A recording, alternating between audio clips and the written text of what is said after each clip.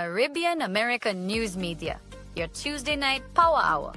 Live every Tuesday at 8:15 p.m. on Facebook, YouTube, and GVV TV channel 115. Join your host, Garfield Oliver, as he dives deep into the latest inclusion developments, regional affairs, and global issues that matter to you. From politics to the economy, community stories to international headlines, we cover it all with real talk and real insights. Stay informed, get the facts, be part of the conversation. Don't miss out. Set your reminders, share with your friends, and tune in. Caribbean American News Media, the news you report. Welcome to the Caribbean American News Media Show, your premier destination for in-depth coverage, engaging discussions, and entertaining segments showcasing the rich tapestry of Caribbean American culture. Join us as we explore a wide range of topics, from current events and community spotlights to arts, music, cuisine, and more. Our show features exclusive interviews with influencers, artists, community leaders, and everyday heroes who are making a difference in the Caribbean American community. Stay informed and inspired with our thought-provoking segments that highlight the diversity, resilience, and creativity within our community. Tune into the Caribbean American News Media Show for a captivating blend of news, entertainment, and storytelling that celebrates the Caribbean American experience. Get ready to discover new perspectives, celebrate successes, and connect with the heartbeat of the Caribbean American community. Don't miss a moment of the action. Stay tuned to Caribbean American News Media Show for an immersive viewing experience like no other. Hashtag Caribbean American News, hashtag show, hashtag cultural celebration. You are viewing Caribbean American News Media on YouTube and on Facebook. You can also find us on 360 Radio. Your host for tonight is Garfield Oliver. Let's get to work.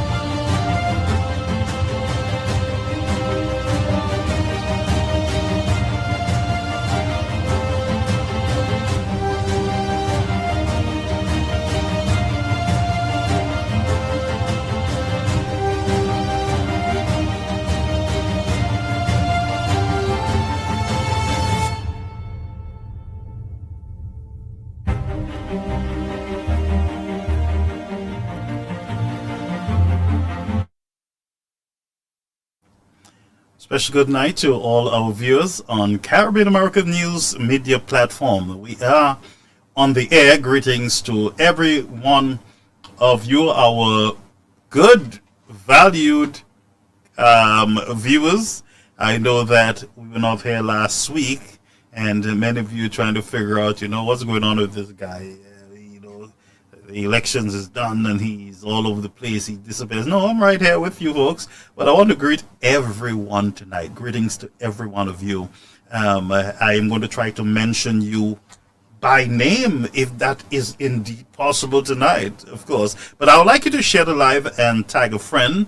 We're going to have some conversations on the platform, and I'll open the lines so that you can call at any time. I'm not going to give you any time limit, but greetings to every one of you.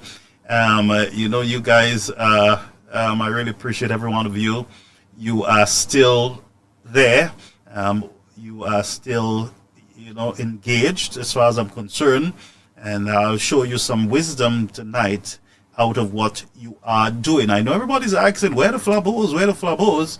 And the laborers seem to be fighting with themselves, of course, and not with the flabos. So we'll discuss that also tonight. A lot of discussions, and I look forward to being here with you tonight, Tuesday, the 27th of February. That is 2026, and the time here in studio is 7:14 in the PM, 7:14 in the PM. If you're viewing me from the Eastern Caribbean, we're in the Caribbean Basin, of course. I think it's about 8:14 or 8:15 in your country. But greetings to you, my Caribbean American News Nation, and those of you who are viewing from the Far East, those of you from Africa, the African region.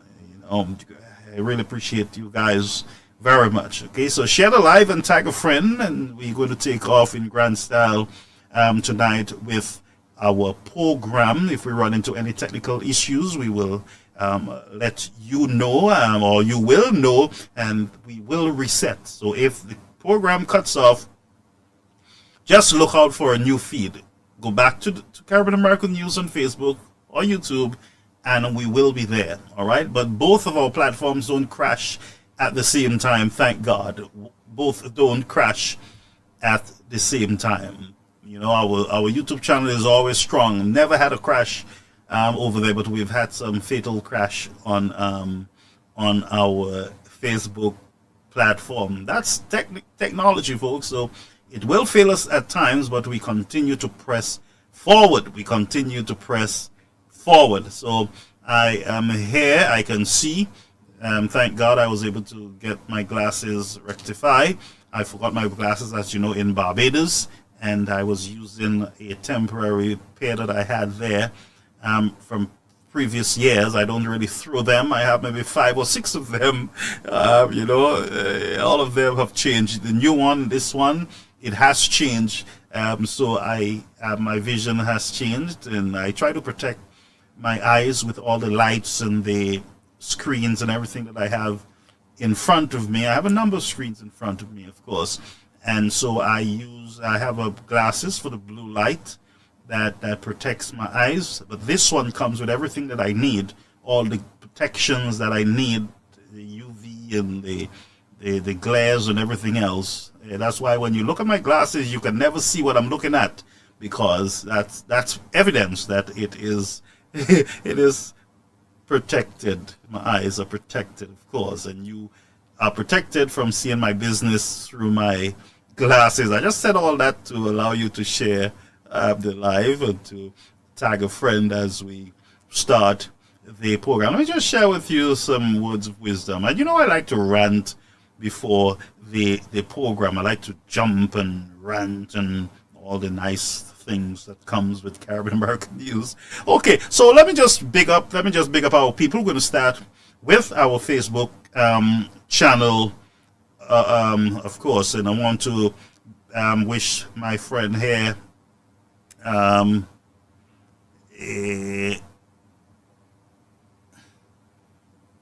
Annie, greetings to you. Good night to you. Welcome to the platform. And Jean France, good to have you. Yes, Jean Francis saying good night to you, Garfield Oliver, and listeners. Good night, my friend. You are faithful. You have some stick-to-itiveness, my favorite word. Stick-to-itiveness. Yes, you do have it. Yeah. And also, Sasho, Sasho, I have to try to reach out to you, just to see how you're doing and everything else. Sometimes we get so busy that we don't communicate with people who means a lot to us, and so all of you mean a lot to me. Those of you that I met while I was in St. Lucia, those who I met here in New York, every one of you, I have great regards and respect for you. Kerwin Sakafet, Kerwin, good evening to you, friends. Yes. Let's just fire off tonight. And Sabina, bonjour. Veronica, good evening to you. And look, Cleo, I know you've been trying to get me over and over again, but listen to me. When you have to deal with all this snow and cold, I am telling you that you have little time for the phone. So, Cleo, good to see you there. My heart is happy as you're there, all right? Stay there, don't move. Bye. And also, Martin, my brother from another mother. I really appreciate you, Martin. You know that.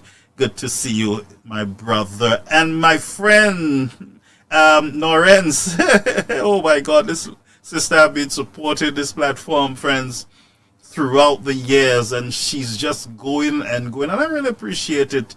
And we got to find a way to do something to recognize our viewers from around the world.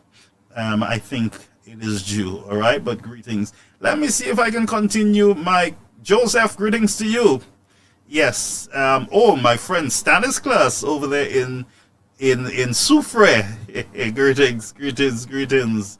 Yes, my friend. Lydia, Ushaje, no. Umaya lemok mamem sava. Lydia, Francis, Agafet, Duncan, greetings. Roberts, greetings to you. Annie, and you can let me know where you're viewing from. Some of you are not viewing from St. Lucia. Some of you are not St. Lucians. Some of you are viewing from Guyana, Trinidad and Tobago, Antigua, Bermuda, Martinique. You guys are viewing from different countries, Barbados. So just let me know where you're coming in from, all right? And yes, Daniel P, how are you? Good night. Look, Jojo, I'm sure she's not freezing up there. No, she can't be freezing in Texas. No. You want to talk about freeze, you need to come down to New York, and then you will know what freeze is all about. Yes, Octavia, greetings to you. Yes, Mary Shalmine. Yes, thank you. Shed alive a tag of friend. Yes, Mary Shalmine. Me do best me Lawrence here. Lawrence here pet. Once the live is on, Lawrence here hala. Memorize me. She's already on, locked in. You do the best monkey la. They like mal pale moi, but he can't even like mal pale moi. I just was mal paling you. Paul Sakafet. How are you, Paul? Yes, let me switch over, right? I think how we Chester, how are you? Blessings. Chester. Look, Lydia. Look, Jojo says she's not freezing. How can you freeze? You got to be in New York to talk about freeze right now. Our temperatures are between 19, 18, and maybe a little lower. But we have a lot of ice on the ground presently. This morning was a total disaster as I drove out to go to school. Total disaster, my friends. When I got to school, one child showed up around 9 o'clock. And then they start pouring in later in the day, but all the students did not show up today. But good to have every one of you on the platform. Elita Sakavet. And for those of you who have been trying to get me on the other line, the main line, I think you can start getting me there. Or you can, the lines are open, 929-586-1821. If you call me on that line, please leave a message. Or you can call on the other number, the 347 number. But if you don't get me, and I really want to hear from you, if you're really trying to get me, leave a voice, a message, text, leave a note or something so I can know that you urgently would like to get on to me. All right? I don't want to ignore you. Good? Good. Yes. Do pray so that she's... Do pray. Chester. He said, I am okay by the grace of God. Brethren, it's only by the grace of God we can do it. Steven said, hey, my friend Steven, Sagafet, come to Canada. She said, come to Canada and you will know what cold is. Well, I'll take the American cold, not the Canadian cold. No. Now, now let's look at our YouTube. I can see 1322. Good night to you. You're always locked in. 1322, and we also have 3886. All right. Greetings. Good to have you. Now, once you type, then I will know that you're over there on the platform. If you don't type, then I would not know. I would just see numbers. But once you clock in, then I know that you're there. All right. Let me just put up the code so that you can see. The code has not changed. It has not moved. It remains the same. Yes, the code is there. I'm just giving you the sign. Mark ID here. Me. All right. We go nowhere. Code is a ped or no ped.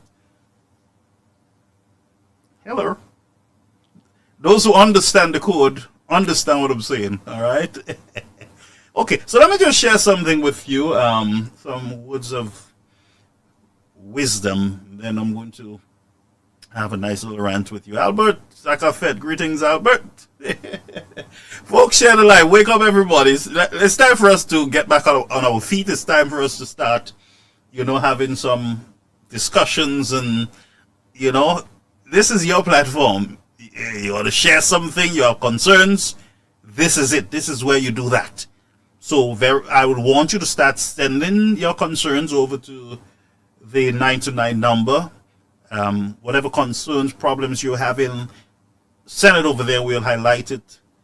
We'll make sure that it is part of our discussion for the night. If there are videos and documentation that you want us to publicize, please send it there. We'll review it and we'll try to protect if anyone, we'll do our due diligence, of course, so that we can avoid propaganda and misinformation. But just send it over there.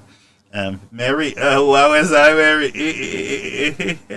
Please, look, there's a miss here. Both place? Is there another place? What's going on?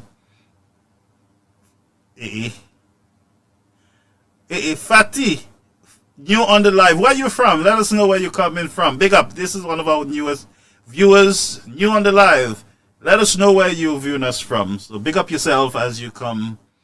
Big up your nice self, according to the Jamaicans, as you come on to the platform. A good night to you. Good to have you. All right. Okay, so let me just share something with you quickly, and then we go into our business. Here is a word of wisdom I want to give you. Never break your promises. Keep every promise. It makes you what? Credible. Never break your promise. Keep every promise. All right?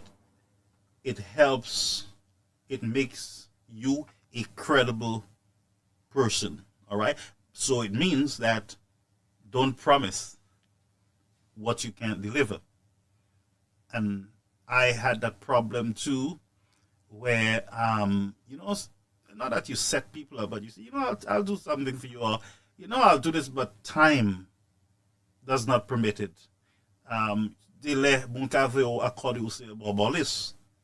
So if you promise something, deliver on that promise, all right? Don't break your promises. Here's another one. You are never as stuck as you think you are. You are never as stuck as you think you are. You might be in a situation and you think that, this is a bad place and you'll never get out, or things are so bad.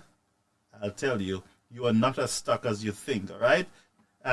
Success is not final, and failure ain't fatal. And that is true. Success is not final, and failure isn't fatal. It's not fatal, all right? And here's the last one. Happiness is a choice.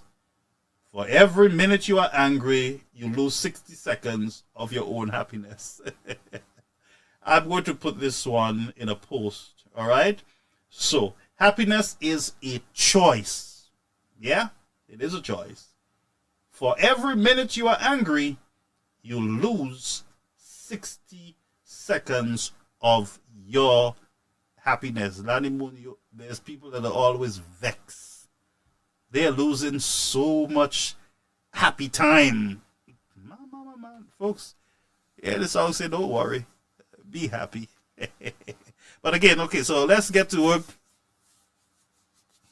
Let's get to work, my people. All right. So again, I want to greet everyone and welcome to Caribbean American News Media Platform. It is the news that you report. Now, we did a number of, we had a number of shows last year, but for the past 4 years, and we did give 100% support to the policies of and the vision of the United Workers' Party. The platform is a conservative platform, not U.S. conservative, but this is a Caribbean conservative platform. We support Caribbean conservative ideas, all right? So don't be surprised if we are moderate in what we do here on Caribbean American News. What you will not hear from us is, what you will not see on this platform is unrighteousness and nastiness. You're not going to get it here. A number of individuals throughout the years have tried to pull me into their ungodly mess, of course. And as a believer, we have tried by the grace of God to keep our focus. And I can proudly say that Caribbean American News have been able to navigate through all those nastiness. And I am telling you, it takes a lot of effort and prayer in order to keep focus on our agenda. And that's exactly what we have done and will continue to do by the grace of God. Some have come up against a platform. They have tried to besmirch our character. They have tried to stain your host, and that is myself. All that have not worked. They have tried. They attacked my Christianity. They attack everything that they could have thought of. Some spoke about my degree, whether I have a degree or not, and it was just an onslaught whether I should be speaking as a preacher on these matters. And I am telling you, most of you witness the unrighteousness, the nastiness towards myself and the platform. And I always say to you that no weapon that is formed against me, and this is a promise that I am holding from God's word, that no weapon that is ever formed against me shall ever prosper. Meaning that the weapons will form, but only with our eyes we shall see and behold the destruction of the wicked. Wicked. And that's what some of these people are: ungodly, selfish, full of themselves, evil, to say the least. But we are to remain, my friends, steadfast and faithful to the good that we know. Do not practice unrighteousness or iniquity. Yes, we're going to fail. We're going to make mistakes. We are all not perfect. But let us do our best. Let us strive for goodness and mercy. Let us strive for equity. Let us strive for peace and not war. War will come. I know sometimes you can't avoid it.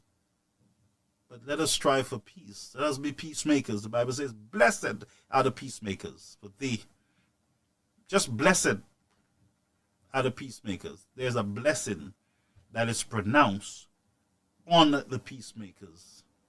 They represent that which is good, that which is righteous in a nation. Is that true? Of course it is true. So, I want to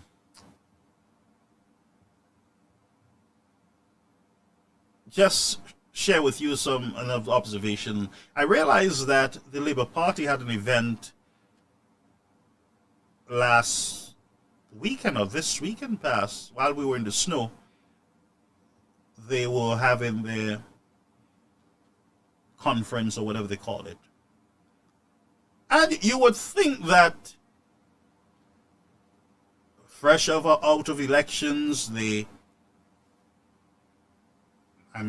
won 16 seats or 13, 14, whatever it is.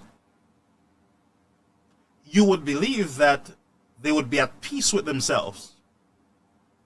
And I'm not talking about those supporters. I'm speaking about the ministers and the leaders in the St. Lucia Labour Party, because I have no bones with supporters of the Labour Party. They're not my fight. That's not my problem. They are not my problem. Because as far as I'm concerned, a lot of these supporters, they're arrogant, some of them, disrespectful to say the least, have no oomph, no discipline. Not all of them. There are a whole lot of good supporters of the St. Lucia Labour Party who have great regards for humanity, for people. They have great respect. But there are a whole lot who are disrespectful and do not understand the equal rights in the land. In other words, the same rights that I have, they have it. The freedom of conscience, freedom to choose and associate with a church or a party. But they don't understand that, so I don't have no long talk with those supporters. I went to a funeral service in Brooklyn at my friend's church. We were having the service for Zenith from Denry, a friend of mine. I have everything pleasant to say about this woman. Everything pleasant to say about Zenith, who lost a battle with sickness. And I tried to give her the assurance when she explained her sickness to me during the summer, and I said to her, I'm going to pray for you, everything will be all right. I could have seen the concern through her facial expression that she too was very concerned about her future. And I tried to comfort her. I never knew that that would have been the last time I would have had a conversation with Zenith. So I went to show my respect. I was headed to the nursing home around 8 o'clock in the night. And so I dropped some members off, and I said, you know what, let me just show my face to, go at the church, spend some time. I walked in, and as soon as an SLP young lady from Denry saw me, she started staring me down and doing all kind of funny stuff with herself. And as you know, as a disciplined man, I pretended that I did not see her, and I was not going to be distracted from just being there in a peaceful moment, showing some sympathy to the family.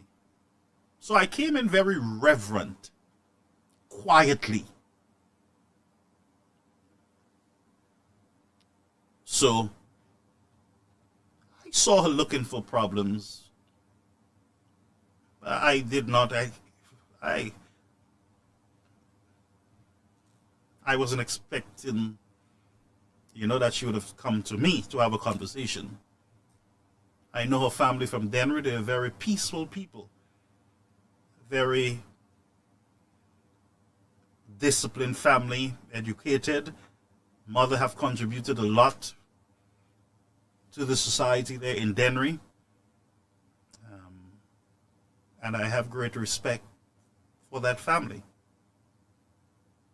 Never had a problem with the young lady. Matter of fact, while I was in Denver, I never said a word to her. Never had any conversation with her throughout the years. And so in the thing, I stayed in the hallway. I went on the side to allow people to pass. And I stood there, just reflecting on the life of Zenith and listening to Pastor Carol Daniel, the pastor of Waymax Ministry. By the way, their anniversary is coming up. Then maybe you should attend. And she came to me. There was a guy who was just talking and going on, and he asked me, the guy said to me, "You look like a politician." The guy don't know me. He said, "You look like a politician." I didn't say anything. I said, "Wow, okay." But I'm trying to listen to Daniel. He was presenting a good message. So she found her way. I saw her. She moved from one place. So she ended up coming close to me, and the guy was doing some nonsense, and she came, "Oh, why don't you take your camera and take his picture? Because all you're doing is posting foolishness on Facebook." That's what she's saying to me. Disrespectful. SLP supporter. And I'm in the church, in the service, while the family is mourning, she is doing her stuff.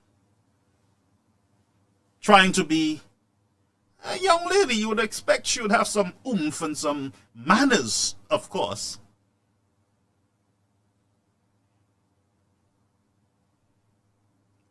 So I didn't take her on. She kept repeating herself. I still didn't take her on. She said it again, and I said, "Excuse me, what you said? Are you speaking to me? You saying something?" Yeah, you posted foolishness on Facebook. You posted foolishness and in the church. And I'm still there, standing peacefully.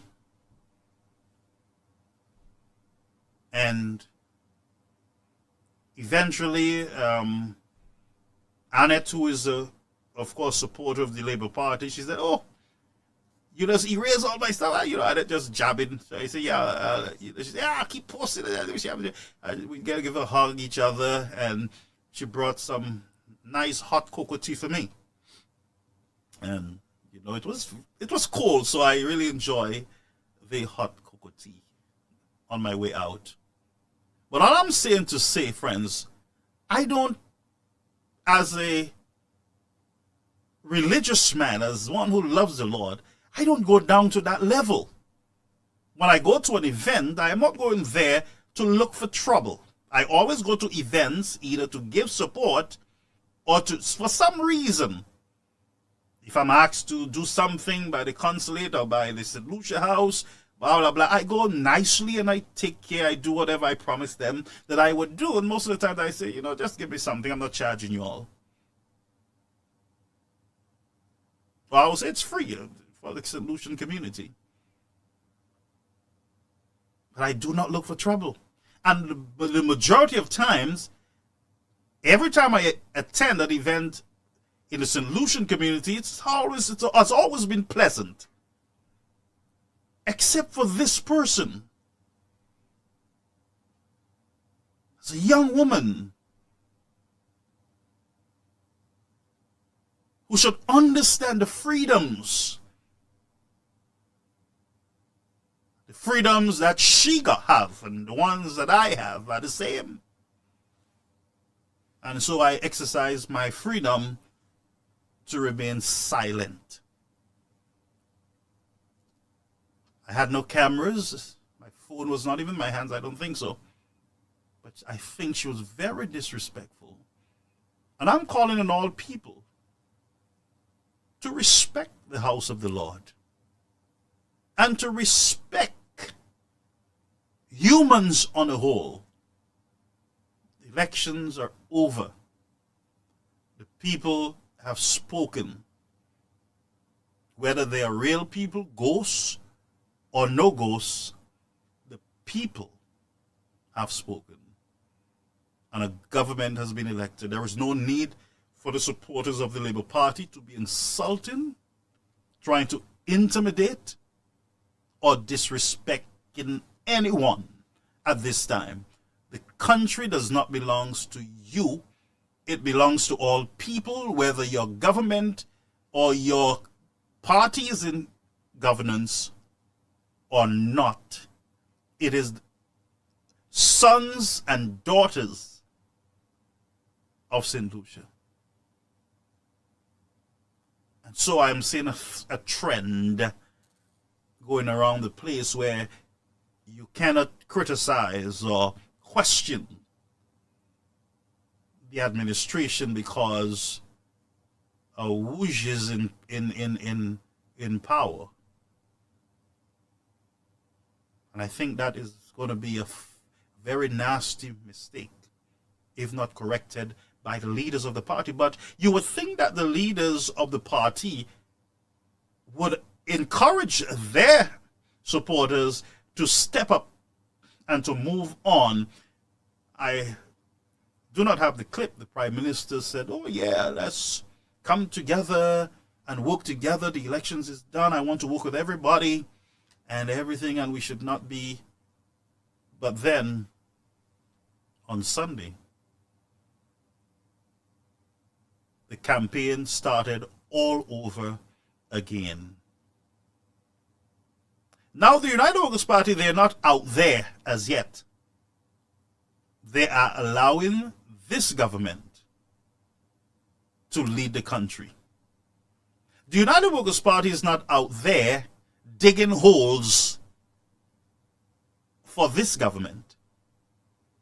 A matter of fact, the United Workers' Party is silently silent on a lot of major issues that are taking place not only in St. Lucia, but around the region and the world. People are asking, where is the UWP? Where are the party? Where are the leaders? Quick, quick, quick, quick. Wicked. You don't hear. So I was shocked that with the deadly silence from the United Workers' Party, that on Sunday,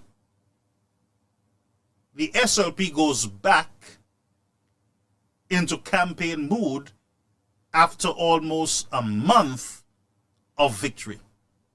That's kind of funny. Funny, funny, funny. So let me remind the Labour Party, you guys won. You are not the one should be campaigning at this time. You should not be the ones focusing on the United Workers' Party at this time.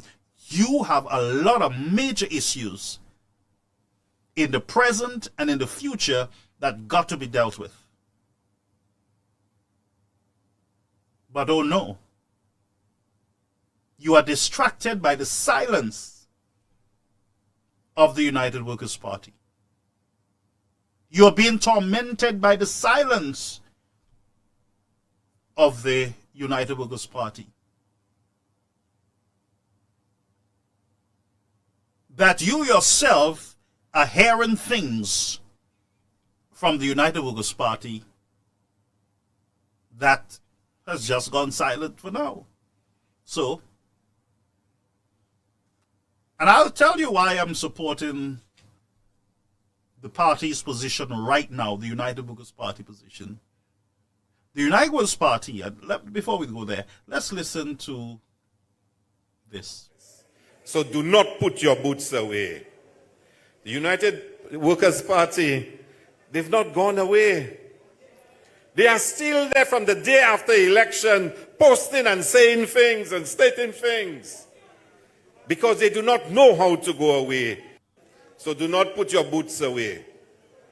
Do not put it. Do you remember the Walk of Progress? When the UWPs were getting aggressive, he said to General Secretary, I want to show that what we are doing is what the people want done. And we had the Walk of Progress. So do not put your boots away. The United Workers' Party, they've not gone away. They are still there from the day after election, posting and saying things and stating things, because they do not know how to go away. So do not put your boots away.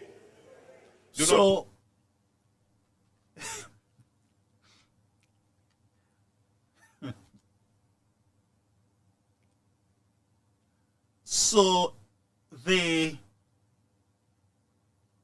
UWP don't know how to go away. My question would be, to go away where? Do you not need an opposition? Did you go away while you were in opposition? I'm just asking for one of our newest viewers on the block. Did you, SLP, go away or knew how to go away in 2016? Did you? And why would the UWP want you to go away in 2016? And my question is, why would you want UWPs who are St. Lucians and who represents the opposition? Why would you want them to go away? What are your plans? And what is your concern that UWPs are posting on social media? What, they're living in a dictatorship? What are you saying? That they have no right to speak?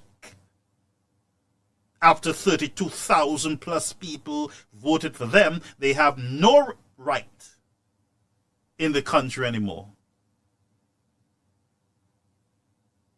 That they should just vanish away somewhere over the hilltop.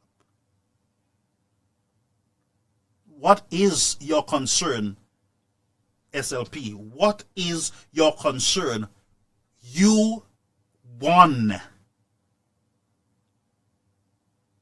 Don't you know how to accept wins?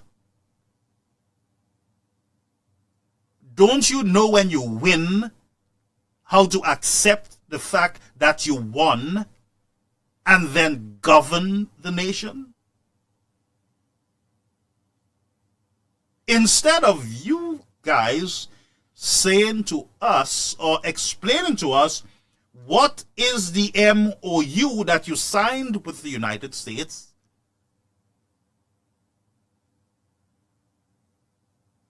what is the deal? You are concerned that UWPs have not gone away. They don't know how to go away. Keep your boots on. In other words, stay active. Basically, that's what this is the call. Stay alert. Don't go silent. Keep the boots on means that you got to be active. You got to be ready. When we give you the signal, just lunch. Let me just say, let me play this again because it sounds funny. This is funny stuff. After, folks, a month of the defeat of the United Workers' Party, decimation at the polls,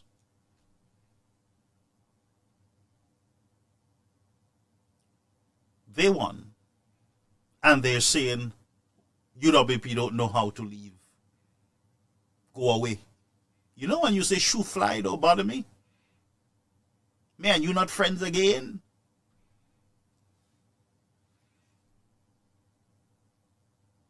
Go away. And thank God they're not hearing from Mr. Chasney. He's not posting anything. So that in itself is tormenting them. They have no punching bag at this time. No punching bag, so they're looking for trouble.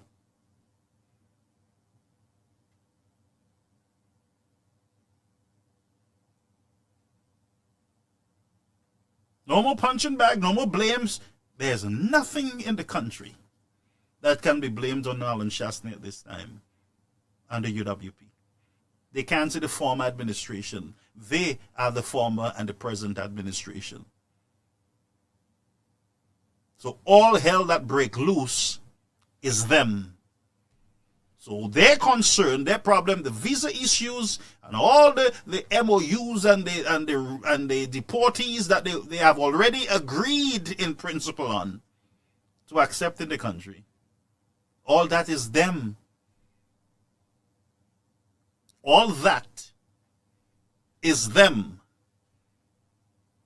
But their concern about the silence of the United Workers' Party.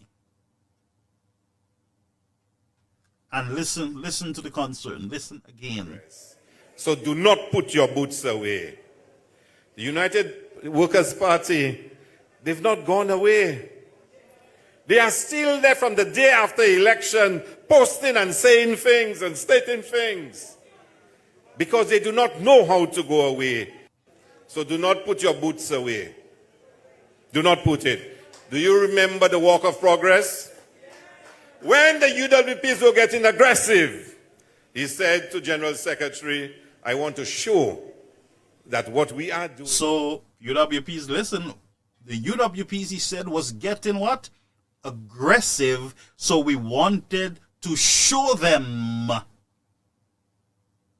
We wanted to show them. They were getting aggressive. They did not go away. They were engaged. So for those of you, let me just say something. For those of you UWPs who have lost your marbles and you are turning your darts at the party has a lot of sins and a lot of failures in the last general election. Those are for internal. A whole lot of cleaning up that needs to be done. But the United Workers' Party did not roll over. They did not roll over. They brought the issues one after the other to the citizens of St. Lucia, to the point where the Labour Party had to call a match. They are in power and they themselves had to call a match to show because, like Hila said, they were getting aggressive. How dare you double talk the United Workers' Party? And this segment is for you, supporters of the United Workers' Party. How dare you?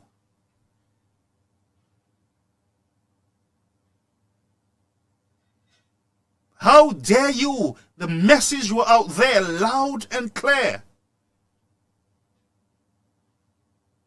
On every issue in the country, the United Workers' Party was present.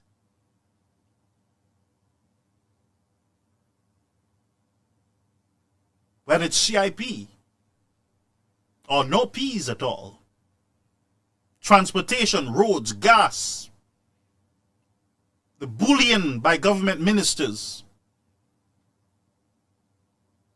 the nastiness in our CIP, the United Workers' Party stood there, tete-a-tete,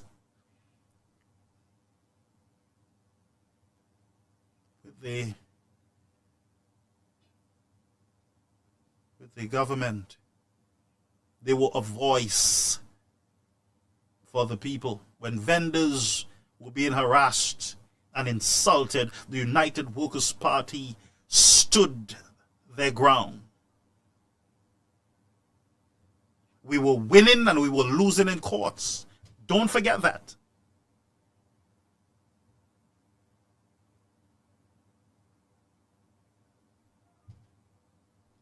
Do not allow the SLP to get in your head to tell you that we should mash up our party because it's no longer good. No, hold your horse. Mr. Healy just told you when the UWP was getting aggressive, we called our General Secretary to show them in a march. That means that the United Workers' Party was present.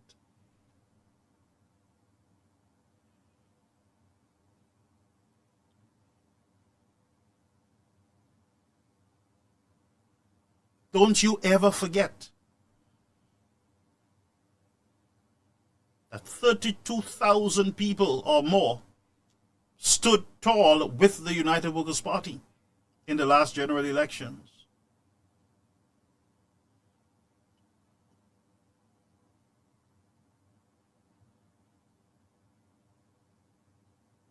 And there were about 7,000 that did not show up, handing the St. Lucia Labour Party a decisive victory.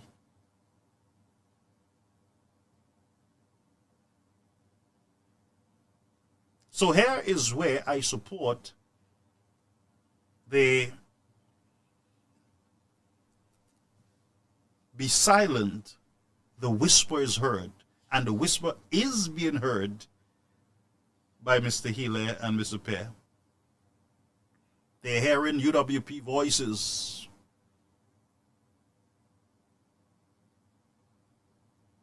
Through the silence. UWPs, St. Lucia has spoken. They have elected a government after their own heart, a government that they deserve, a government that they want. Now you can say, well, I didn't want it, I didn't vote for it. Guess what? Majority always rule. When my name shows up this year or next year during the church's election process, the majority can say we don't want him, the majority say they want him back, and then I'll be back. Or if the majority say, we don't really want him, we like him, but we don't want him back, give somebody else another chance, then that's the voice of the majority. Those who support me can't protest and boycott and decide that, hey, I'm not Seventh-day Adventist again, I'm not going back to church because he's not the leader. No, I as the leader will discourage it. Follow the democracy of the church, the democracy of the country. This is what the people want. So what you should be saying, UWPs, every time there's a major issue, you should be saying, that's what the people voted for. Let them complain. And this is the democracy. Let the people complain when they feel what they feel. Those who voted for the government, wait for them to complain. Let their voices be heard, whether it's the taxi drivers or whoever it is. Let them sound the alarm.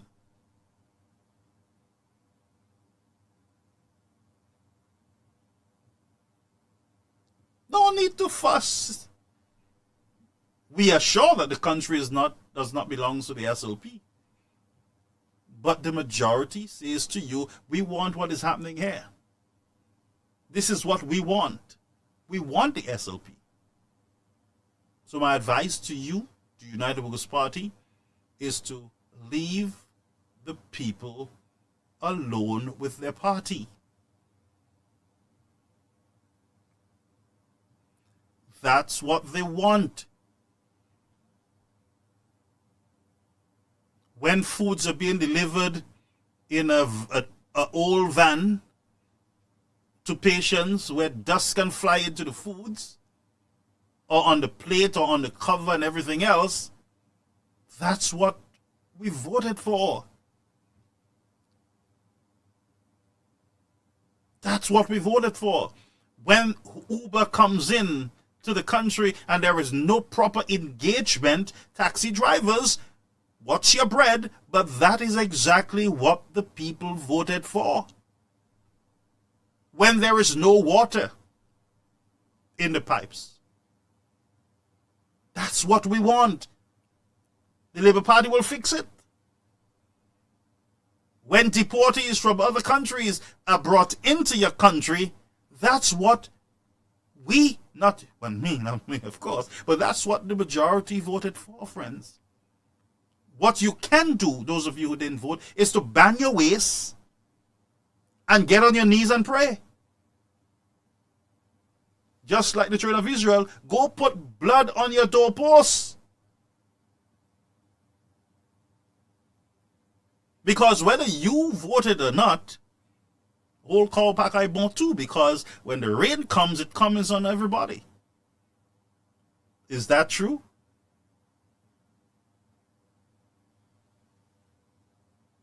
Hey, it is true. So what do you want UWP to do now? Keep noise on what? The government just started a new term.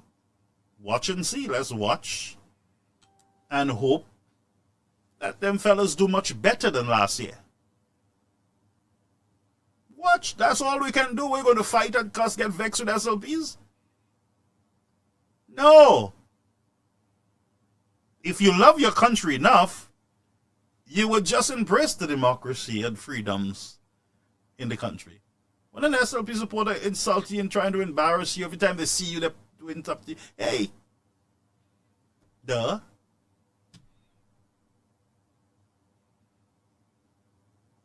I'm still seeing all kind of fundraisers for healthcare all over the place. Duh. I ask you to support these innocent families too. For those of you who did not vote, you voted. A no vote is a vote. You didn't know that? For those of you who took the money and you sold your democratic rights, that's your problem.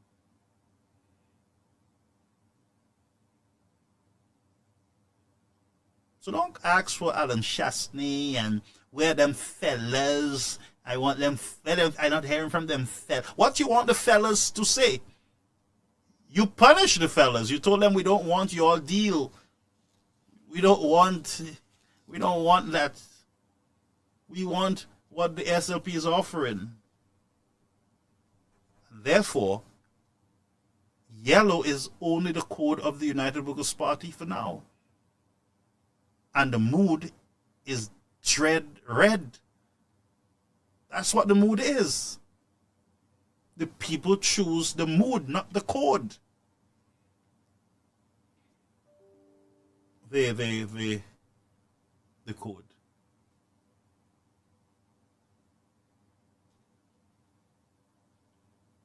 Is that true? Let's take a minute break, folks. We'll be right back.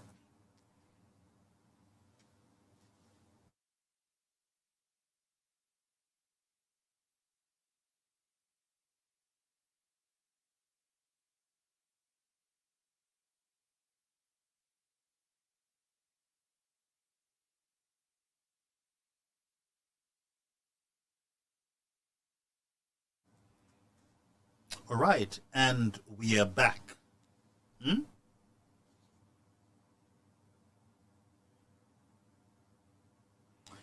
So somebody said that the food in the van is for the homeless. That is what they say. So it was for the homeless? Well, that is a good thing then. If it was for the homeless, then that's a good thing. But even though, what's the difference between the homeless and the the home full. What's the difference between someone in jacket and someone in jeans? What is the difference between someone sleeping on the street and someone sleeping in a house?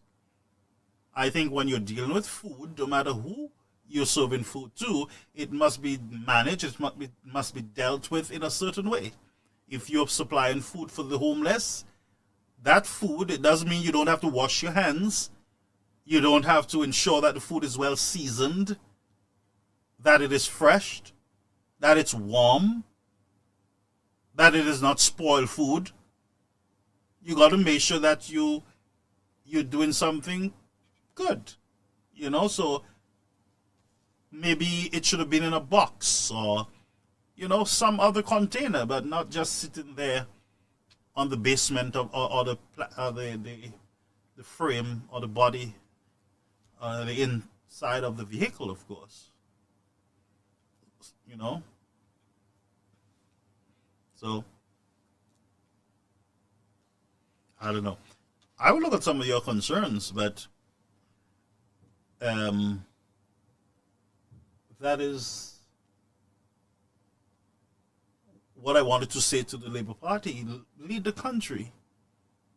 Stop with the pettiness. One time you're calling for peace and unity, another time you're looking for trouble. I mean, honestly, one time you are, let's work together, another time, all hell breaking loose. They don't go away, they're not going away. Right there was the best opportunity for you to encourage unity and to say to your people, let's unite. We have a lot of problems in the country.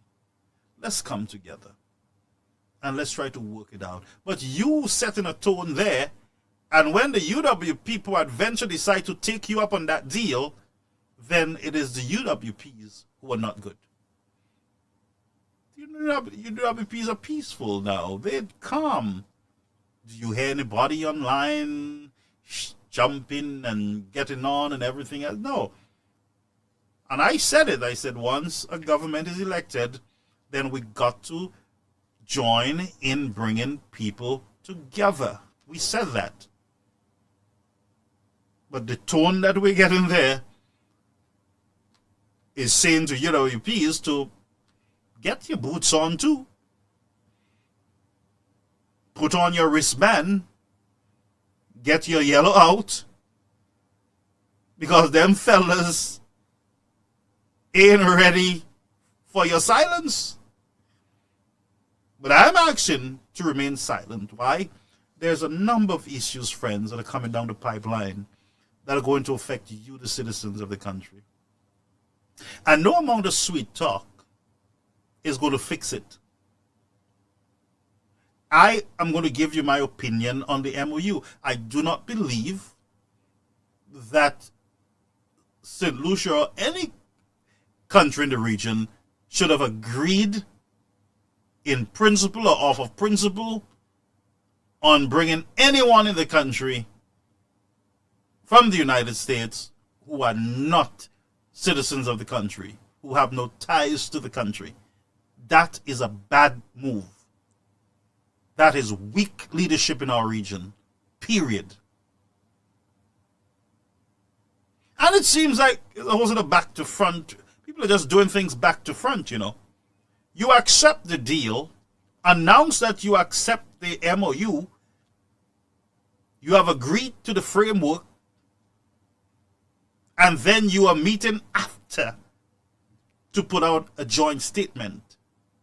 When you guys should have before, and you guys are doing some injustice, governments of the region, Antigua, St. Kitts, St. Lucia, Dominica, Grenada, all you countries are disrespecting your citizens. Because in the case of St. Lucia, you knew of these discussions. 3 months ago, you went into an election and that was not part of the debate. That was not discussed in the public domain or even in the sitting of the House. Neither the upper house or the lower house. It was not a discussion that we were in this type of negotiations with the United States. You disrespected the citizens of your country, all of you. And then you begin to drop piece by piece by piece until when the Antiguan Prime Minister began to feel the heat, that he said, oh yeah, there are other countries who signed on to this too, you know. In other words, he forced you guys to come out and speak.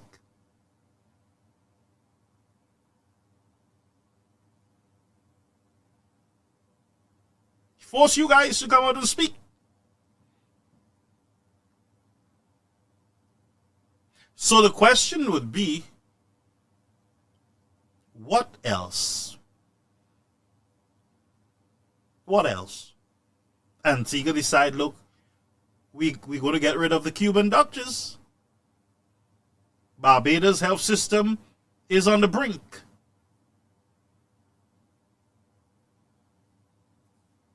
Queen Elizabeth Hospital on the brink. Well, I don't know what brink the one in St. Lucia is on. I don't even know if there's a brink.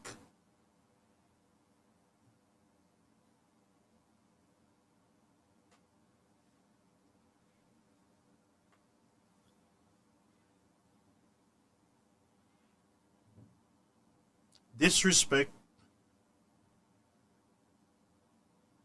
to the citizens.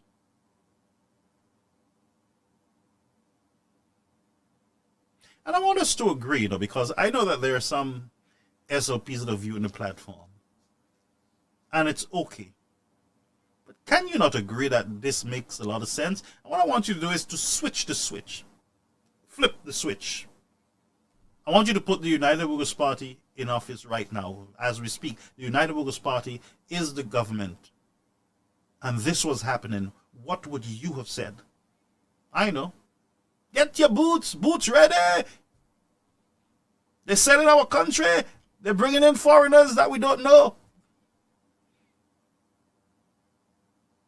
Right now, tonight, every platform on social media would be ablaze with UWP sell out the country to the United States and did not consult the citizens. That would have been the discussion. Let's be real. Don't have to hate. Don't hate me. No, let's just have a decent discussion. Let's forget about this this nastiness. Let's reason. This is reasoning. Don't you think that we should have had a discussion on this? And if I should ask, how many of you, the citizens, how many of you, the citizens, whether SOP or UWPs or BLP or DLP or NDP or whatever it is, how many of you guys understand the MOU? Did you see it? Were there any major discussion on it? Do you understand? Be real. Those of you who are keeping noise, so I'm asking you, do you know what the MOU is? And I find myself agreeing more and more with Chantal Daniel. Weak negotiations, weak leaders.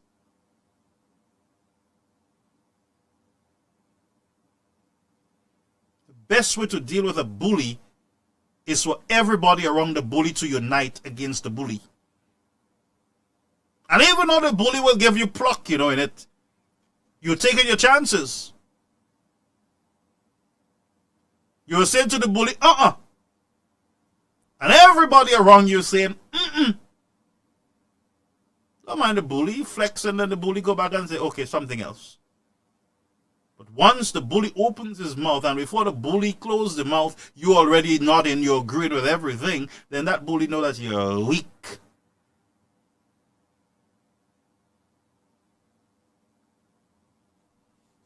So Antigua is saying, well,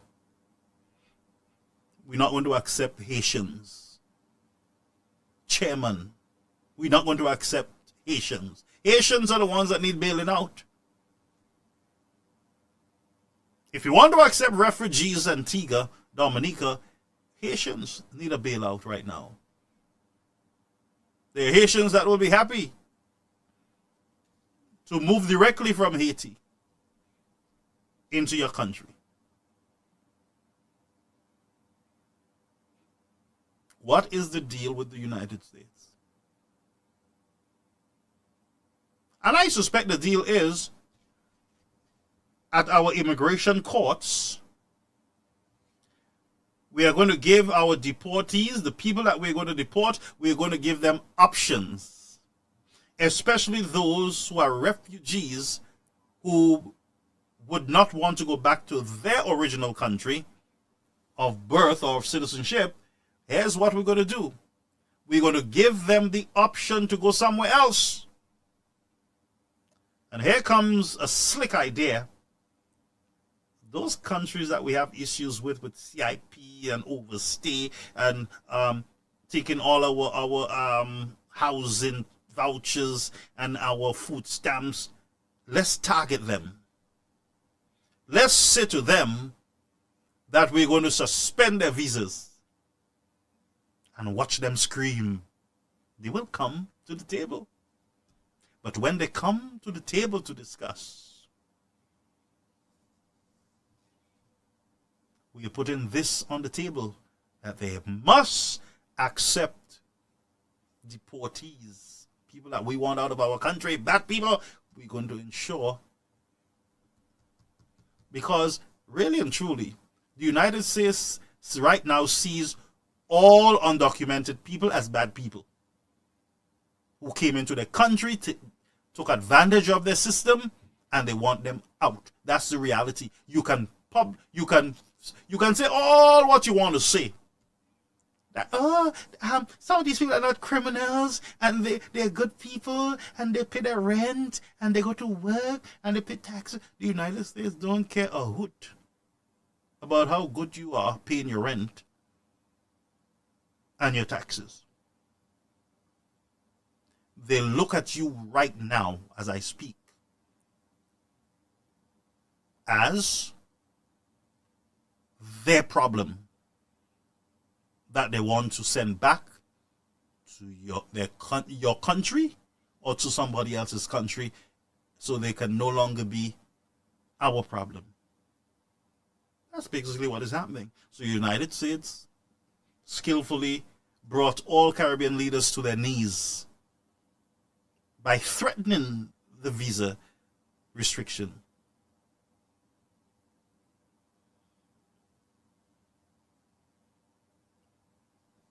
That's what happened. So now that these islands have agreed to do this, guess what? Don't you think that there's a memo that have gone out to immigration courts adding St. Lucia, Dominica, Grenada, Antigua, Bermuda as other options, other countries as options where you can go? Don't you think that is what took place with the memorandum of understanding that you guys agreed to? That now your country's name is on in the immigration court's database as other options. If you cannot go back to your country, here are some other options. Choose one. And so the person from, let's say,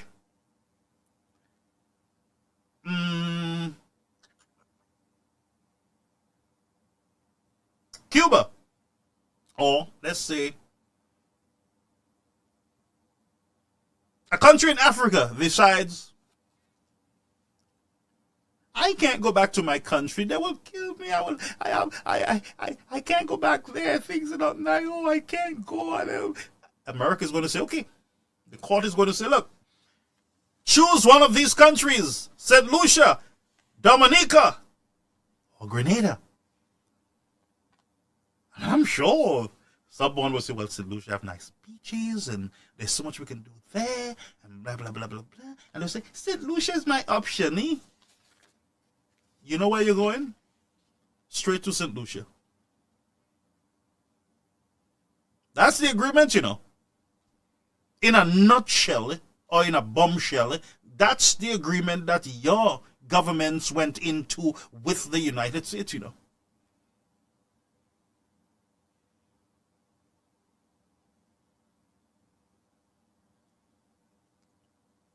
So again, in a recap, United States use this negotiating tactics on our leaders, brought them to their knees by threatening the access to the United States. Countries got scared. Biggest tourism market. There's not much we can do without the United States. Countries talk to their people. Somebody come up with a bright idea, Mr. Prime Minister. Accept the agreement. Just say yes. Yeah, let's just. Yeah. And you heard one say, America was so respectful to us. You heard one say that? They were so respectful in their discussion with us. Yeah? The discussion alone is disrespectful as far as I'm concerned. Why would I want to accept individuals who are not from my country? I have limited resources. I have crime issues. I have medical issues. My hospital system is a disaster right now, and you are telling me to add even one more burden? Well, it's not 100, it's like only 10, a dozen. One alone, as far as I'm concerned, is too much for these countries. That one could have been one of their own citizens.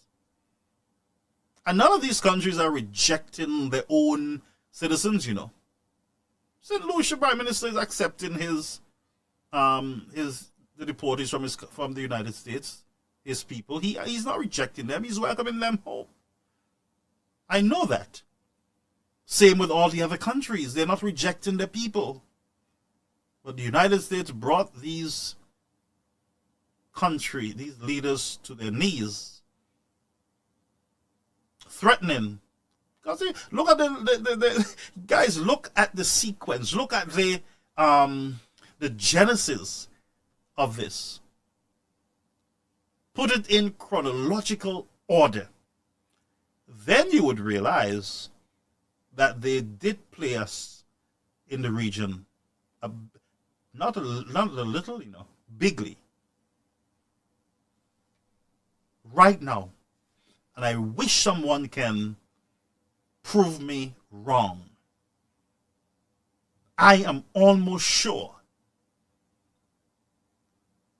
that all these countries who announced that they have agreed in principle on accepting deportees and refugees from the United States, their names are in a courthouse in Homeland database as an option for people who do not want to go back to their country.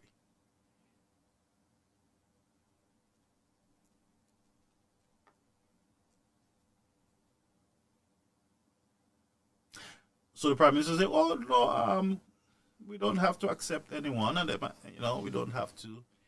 But if I am right, and your name is on the database as a country of option, apart from the individual who is being deported, original country, and you are the next option, and the court decide that, okay, you're afraid of persecution in your country. Your life is in danger, so you have chosen to go to Dominica or St. Lucia. This is where you're going. We don't care if you have ties there, if you have a rope there, if you have Dasheen there. That's where you are going. But they are busy telling their people to keep their boots on because the opposition don't know how to go away. And that's the discussion that we're having now.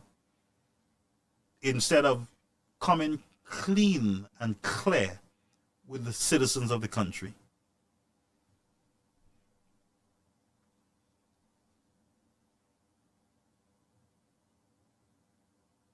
Talk to me. And I want somebody to challenge me.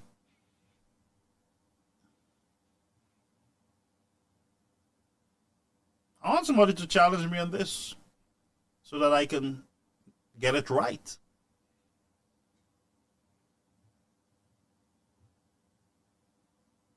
But I think it was weakness on the part of our leaders in the region. And a knee-jerk reaction because you guys had time. You had a lot of time. Even with the CIP, I hear people saying, it's not about CIP because there are non-CIP countries on the list too. Don't you understand what is happening here? Don't you understand? A call is coming in. Let's take this call. Calling you on the air, Caribbean American News Media Platform. Good evening, Brother Duffy. Good evening, my long-time friend. Long time. Are you good in the cold? Are you keeping warm? Well, I'm trying to, but what happened? I don't have the regular heating system at the house because, I mean, the guys had this deal in New York where they would upgrade. I don't know why I'm not hearing you properly. You're not hearing me properly? Okay. Can you hear me now? Yes, I can. Better, yes. Yes. You hear me better? So, Brother Garfield, okay. Happy New Year to everyone on the platform. Let me just take this opportunity to say Happy New Year. Brother Garfield, Happy New Year to yourself as well. Thank you for coming back. I was always back. Program and yes, I know, but thank you because I missed you last week, and I think the week before I was listening, but something happened, and so you're back tonight, and I'm very happy about that. Yeah, thank you. Brother Garfield. Talk to me. St. Lucia is in a mess. I mean, we've had shootings, we have road fatalities. I mean, the road fatalities are becoming, I don't even know if to call it a nuisance, because it's just becoming too much. We're losing people like we're changing our clothes. And my condolences to all the families who have lost loved ones in those accidents and in the shootings and whatnot for the year so far. We only, I think the 23rd or 24th or something, 27th, sorry, of January, around that. Yeah? We still have a couple of days to go in the month. And rather than the government paying attention to what's really affecting St. Lucia, I saw some clippings of Philip J. Pierre talking a lot of gibberish and nonsense at some meeting that they had in Choiseul. I'm very proud of the UWP for keeping silent. Silence is golden. Very proud. SLP, like you said, Brother Garfield, I'm echoing your sentiments. SLP won the election. So we should allow them to govern the country. Well, we don't have a choice, eh? Sorry? We don't have a choice. Yeah, I tell you, I'm losing you, and I do not know why. So I'm wondering, Okay, can you hear me now? I can hear you now. Okay, good. Yeah, but St. Lucia is no better than it was last year or the year before or the year before that. We have diminished and we've dwindled into nothingness. Nothingness. What's really going on in our country? I don't know. We're not hearing the government on policy. We're not hearing them on things that needs to be taken care of in the country, in this island. What is happening on the roads? What is happening on the roads? We're hearing them asking for UWP and they're back in campaign mode. What is happening on our streets? Sorry? What is happening on the roads there in St. Lucia? People are just, listen, it seems like it's not even a normal, this is not normal. This seems like very abnormal to me.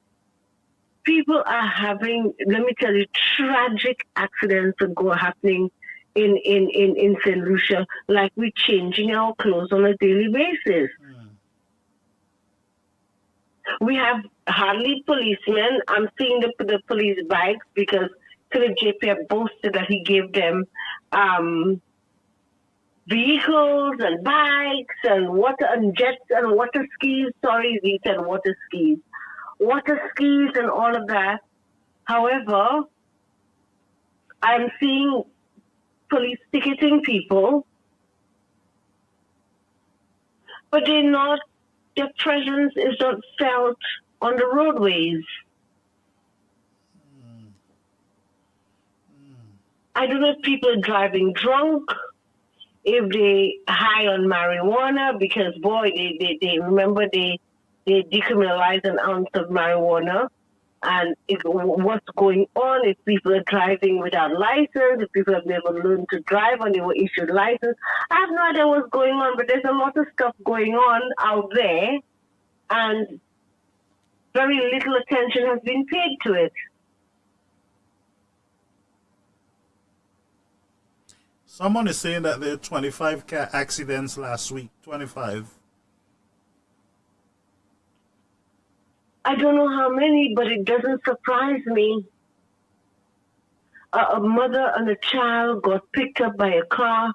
I mean, a 3-year-old child. 2 cars collided. One businessman, and I can say his name, I mean, he passed. Who is that, Mr. Clark? 2 guys ended up under a bus, under a truck, on a bike. I mean, it's just like twice, 3, 4 times in a day you're hearing of things going on this road. What is really happening in St. Lucia? Where? Brother Garfield, people might call me superstitious. No, I'm not superstitious. So go ahead, let me see if I should call you that. Go ahead now. But I am going to call on the church again. I'm going to call on the church like I did last year, that we need prayer and intercession in St. Lucia. Something is amiss. Something is not normal. We have no hospital. As far as I'm concerned, we have no hospital facilities in this country. People are dying like flies. People are dying like flies. I'm beginning to believe even if there are people who could be saved, they're still dying because we don't have the facilities, we don't have the nurses, we don't have the doctors, we don't have the medical capacity anymore to look after our own people, and then we boasting of doing a 5th wing on OKEU. We're boasting of we opened St. Jude's. Someone is reporting we that opened St. Jude's. We had a big ceremony and whatnot. Hold a minute, caller. Someone is reporting that there's another accident tonight in Union. Tonight in Union. Something is not right in this country, Brother Garfield. Every day, 2, 3, 4 times a day, there are accidents on all the roadways in St. Lucia. Now, throughout this last election, I saw symbolic things. I saw what appeared to be a star, but it was not a star, or if it was a star, it was not shaped like a star. It apparently looked at interceptions at many junctions in St. Lucia, the Corinth Grosley High Road, the one next to Windjammer, the one at Grand Riviere, these star-looking things, huge things were all over the place. I saw flags, 9 on one side, I think, and how many on the other side, on bridges, and they were arranged abnormalities around the place. I'm going to ask a straight question. Are we sacrificing or meeting the sacrifices that we needed to meet for the win of an election? I'm very straightforward, Brother Garfield. Obia. No, I'm not speaking Obia. There's good and there's evil. What have we done to St. Lucia? But I can tell you there's also bad drivers and drunken drivers in our streets. Yes, and they are. And they are, but drunken drivers and bad drivers and high drivers and all of that, it's still evil that has them being drunken and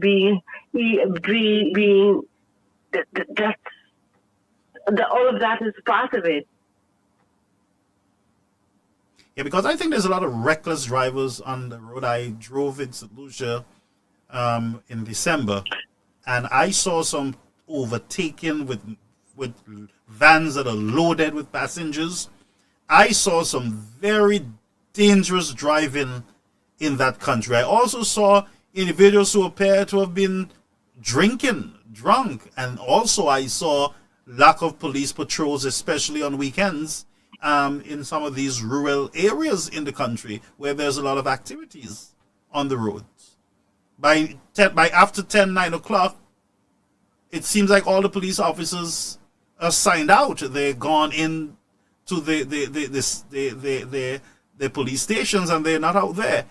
That's what you need, is a constant presence of police officers on our highways, if there is highways on the roads. Garfield, on our highways, we used to have shafts. We had Milton Daisy. We had one we called Robocop. We had there's so many. I've lost count of them. Mm-hmm.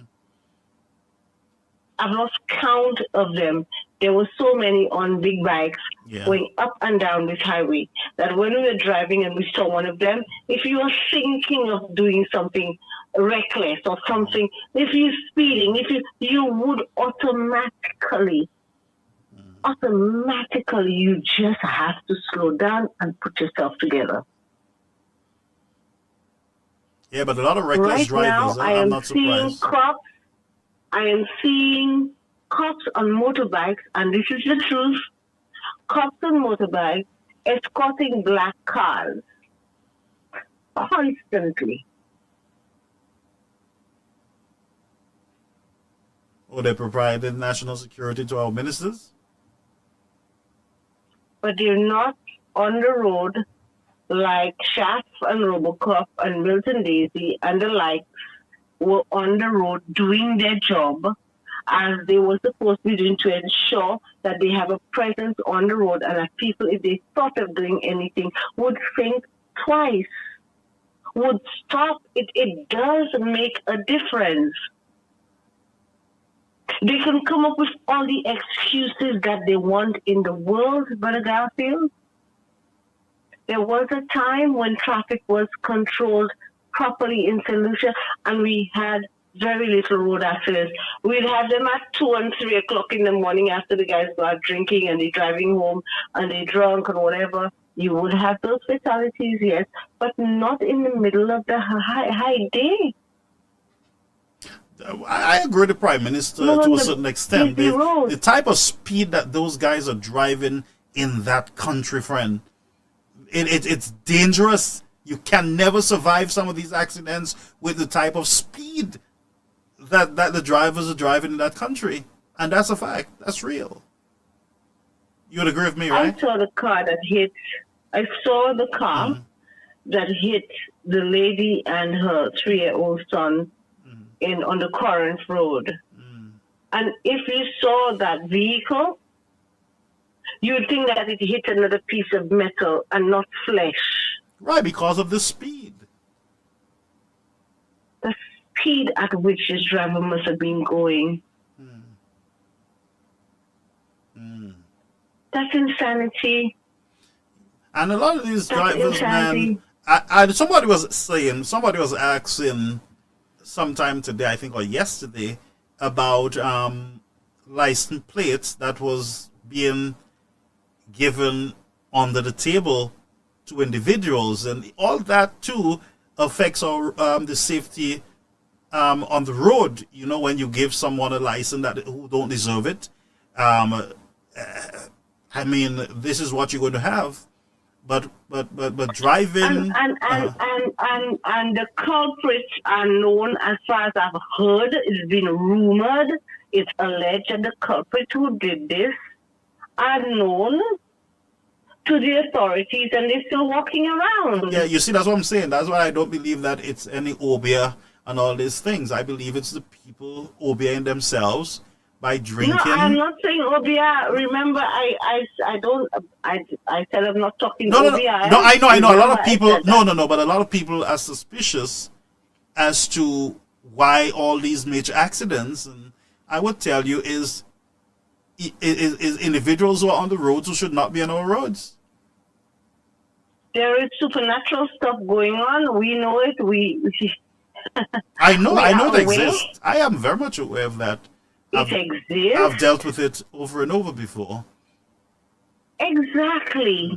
So what is going on in St. Lucia does not appear natural, like normal. Let me say normal. Doesn't appear like the normal day-to-day going and doing whatever your business and whatever. It is relentless. But I want to part with you on that. I'm telling you that what I'm seeing on those roads there, these are real people who are under the influence, individuals who should not be on the roads because they are reckless. One, their license should be taken away from them. They should just not be. Why would you run straight into head-on a bus driver on a 2-lane road? Why? Straight head-on. I'm telling you. He was speeding. He was racing with the people that were videoing him. I got this information from a cop. The people who were videoing were the ones he was racing. He possibly went out of control and went straight into head-on into that vehicle. I saw one on social media, my so much friend. out of control, he could even tap brakes. Right, I saw one. That guy stayed on the opposite side for a very long time and ran straight into a vehicle like he never saw it. Was that person... I mean... Cleo, I want to ask though, I don't know if you would know. Did he fall asleep? Was he drunk? Was he high? We ask a lot of questions. For me, I'm speculating. This guy looked like he was impaired by something. Something, got his attention, whether it's a cell phone, somebody else in the vehicle, influence of, under the influence of something.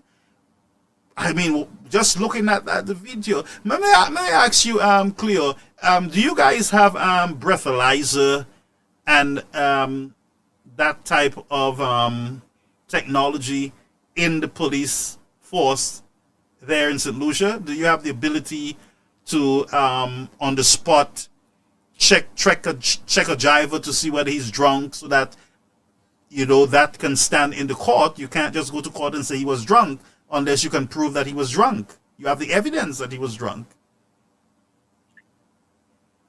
Well, after St. Lucia was, I think, given breathalyzers, or we have breathalyzers. I do not know that they're being used. I do not know. I cannot tell you that any drunk driver after an accident is breathalyzed on that road. I have not seen it happen. So if you have not seen it happen, it means that nobody's being charged for drunken driving. That's correct. Well, I can't even tell you. Solution is so lapsed right now. Mm-hmm. What are you doing? Giving people tickets, parking tickets. I mean, parking tickets, guys. Parking tickets have its place, but that's not the major issue in the country.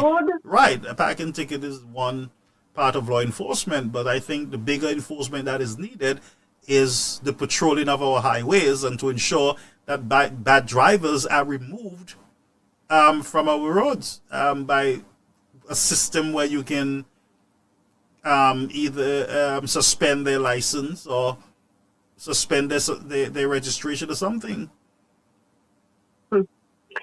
I beg to ask the government of the day, what are y'all doing? Y'all have won an election in December. What have y'all done in terms of cutting down on the road accidents, etc.? What have y'all done? What have y'all worked on? What are y'all doing? Where I will go into something else. Where are the flights? Why haven't we been told what the memorandum of understanding is? Why does Philip J. just tell us, oh, we're not bounded to anything or binded to anything, that they have a memorandum of understanding, and why has not this thing been made public so we can see exactly what is in there? The UWP warned St. Lucians. Well, the folks don't want you to say that. They get very angry and you say, we warned you, we told you, but that's just the truth. The UWP warned St. Lucians over and over for all of last year. And the year before that, the UWP won St. Lucians. What did they do again? What did they do? Now, where are they? Everybody just there. They I don't know if they have drank the red pill or the blue pill or something, but it's like they're in awe. They're in awe of nothingness. We have 5 flights coming to St. Lucia, 1 flight from Britain on a weekend. 1 what? 1 flight from the UK. Are you sure? I am positive.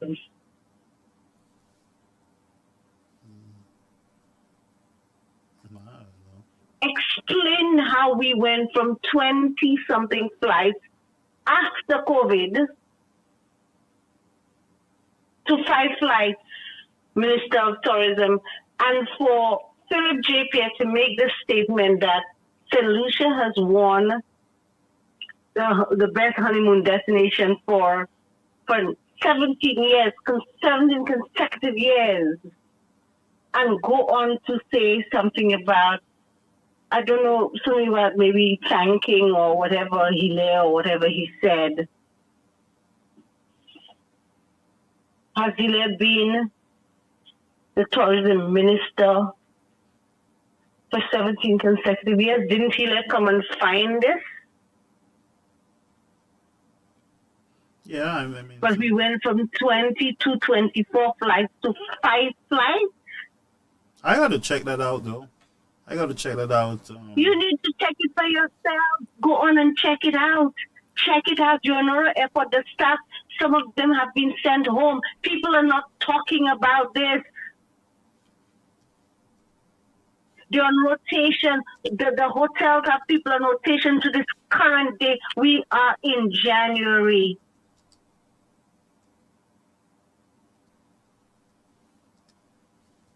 Is anybody talking about this?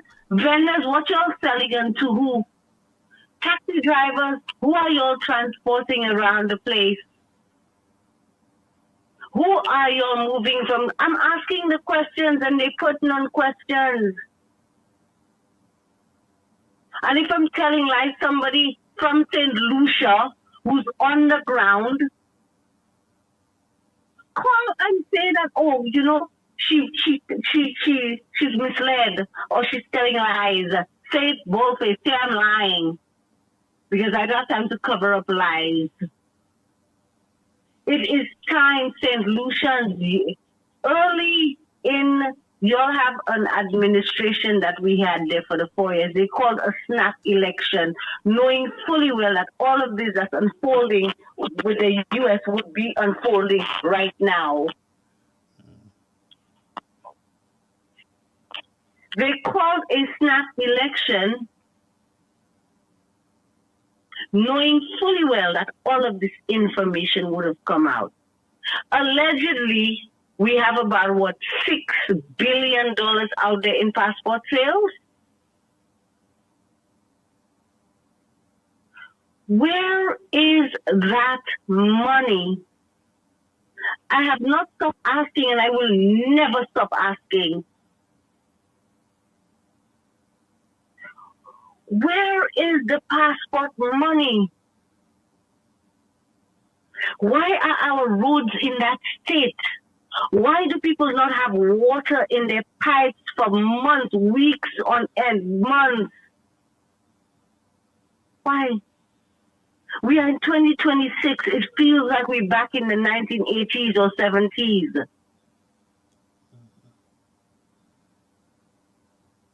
Why is groceries so expensive in the supermarket when the price of oil and everything was was going down from a year before last?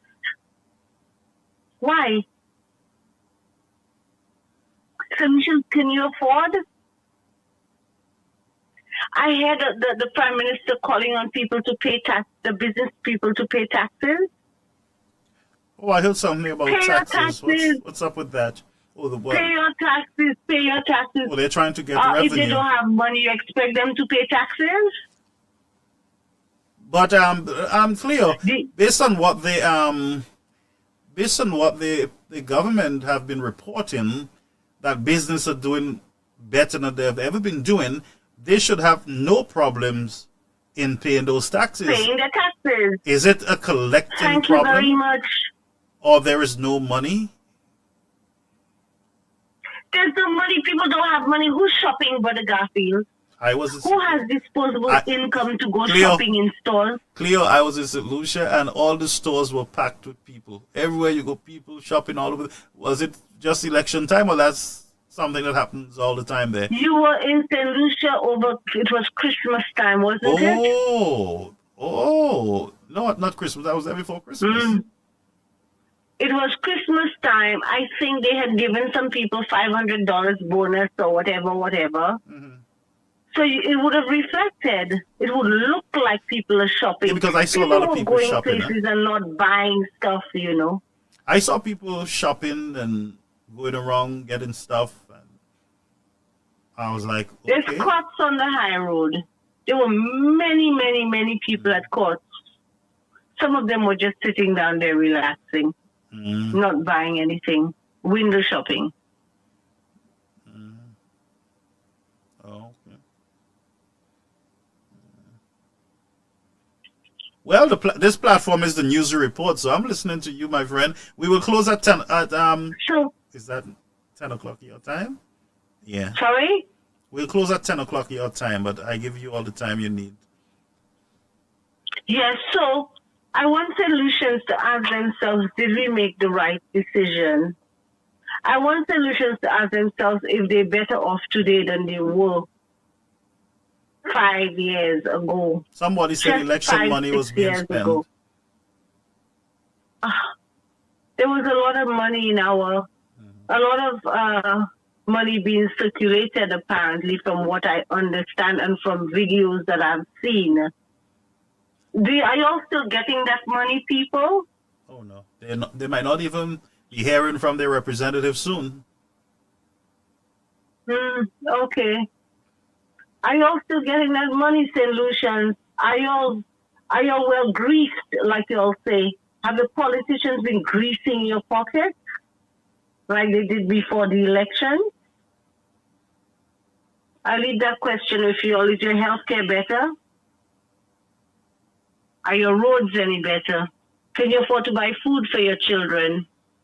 Is transportation any better? Are more people being killed, whether it be through accidents, gun violence, or whatever? Do we have any hospitals that are worth anything in St. Lucia for anybody to receive health care from? The questions have to be asked. Let me ask you some questions, because I want to read something and I want you to tell me if this is true concerning the flights into St. Lucia. This is from AI Overview, and AI searched a few platforms to come up with this information. And it says here, St. Lucia UVF receives approximately 354 plus flights per week, with over 300 arriving from North America in January 2026, making it a major hub for tourism. Major carriers include American Airlines, JetBlue, British Airways, and Caribbean Airlines offer numerous direct flights, blah, blah, blah. The key flight data to St. Lucia as of January 2026, total weekly flights approximately 354 per week. That is a blatant lie. That's a lie? Whoever wrote that is lying blatantly. And we have key flights from JFK to Uranora, 27 per week.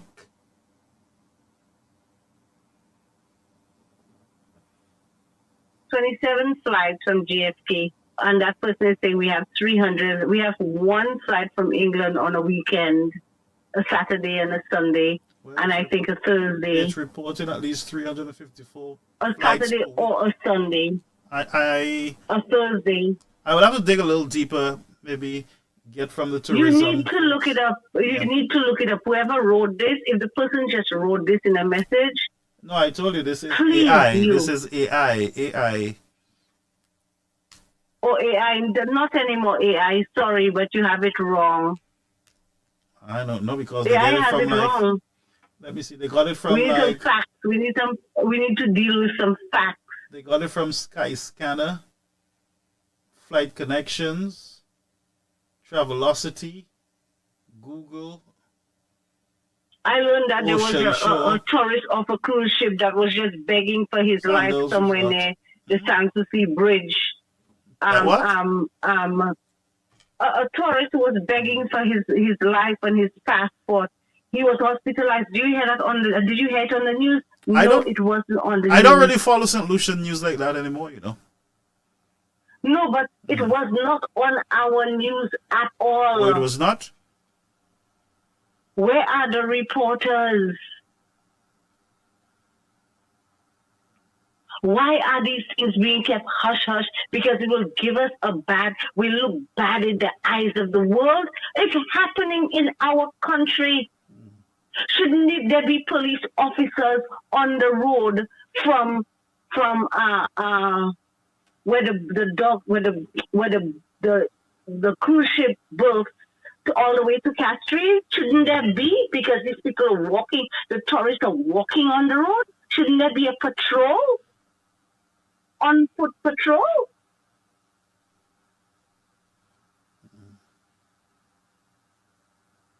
Begging for his passport. I need my passport. I need my passport.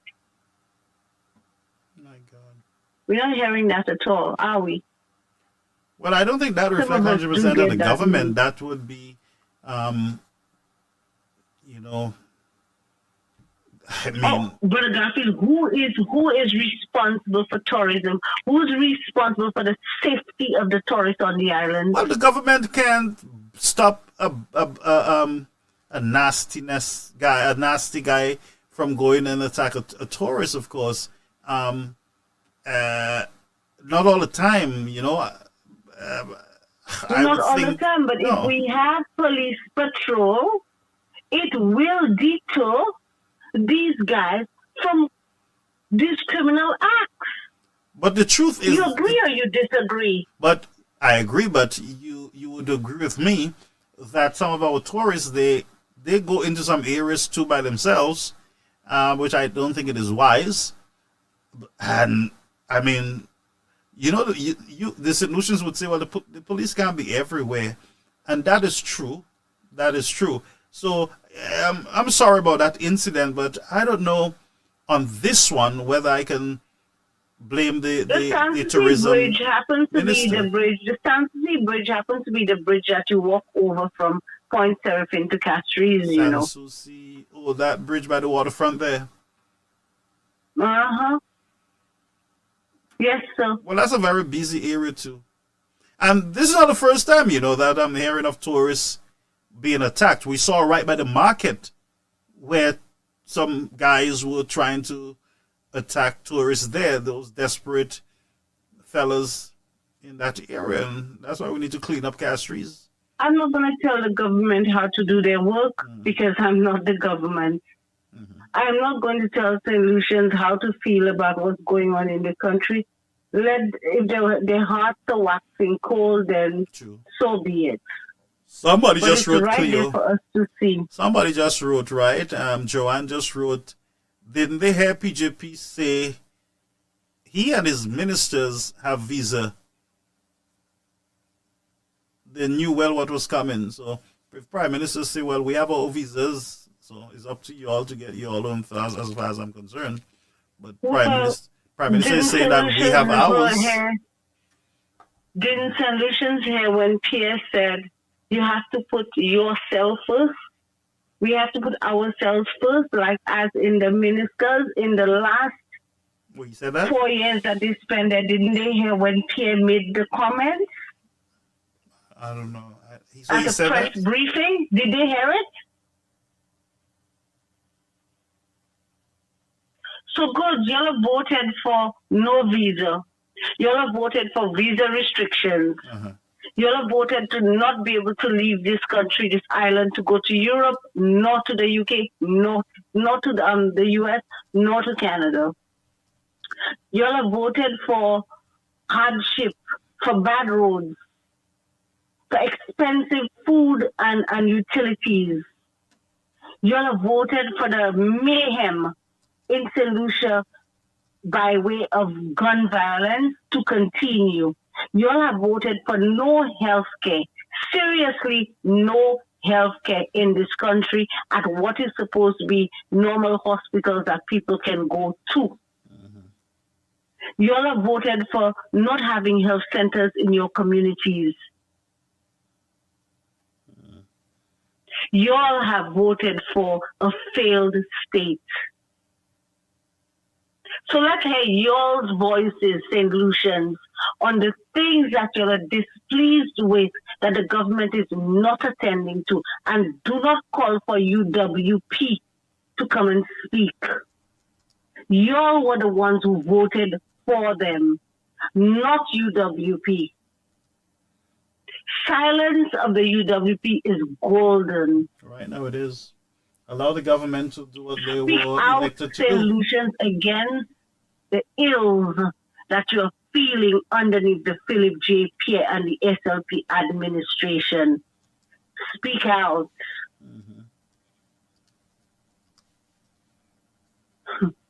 But Garfield, with that, I need to say good night.